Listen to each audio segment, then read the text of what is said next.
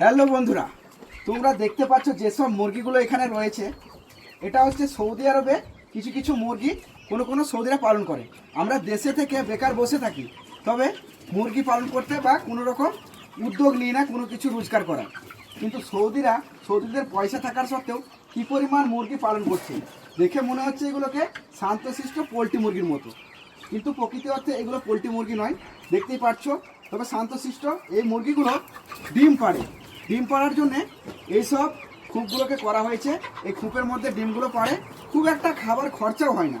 খাবার খরচার জন্যে এই যে দেখো ছোট ছোট পাত্র রেখে দিয়েছে, এখানে একটা, এই সামনে একটা, আর পানির জন্যে একটা ডিব্বা এখানে রাখা আছে।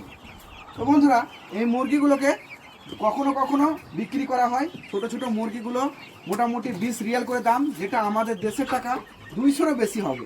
আর বড় মুরগির দাম আরও বেশি। যেসব মুরগিগুলো এখানে আছে ডিমও পাড়ে, আবার এমনিতেও বিক্রি করা হয়। এই মুরগিগুলো খাওয়াও হয়, আবার ডিমও পাড়ে, দুটোই কাজ হয়। তো বন্ধুরা, এইসব মুরগি যদি পালন করা হয় অবশ্যই লাভ হবে, কেননা খাবার খরচা খুব একটা হয় না। এই মুরগিগুলো এমনিতেই শান্তশিষ্ট। আর একটা রুমের মধ্যে রাখা হয়েছে, রুমটাও যে খুবই বড় এমনটাও নয়।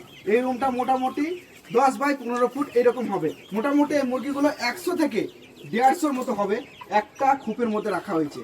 তো বন্ধুরা, ভিডিওটা ভালো লাগলে চ্যানেলটা সাবস্ক্রাইব করে রেখে সাথে থাকো এরকম নতুন নতুন ভিডিও পাওয়ার জন্য।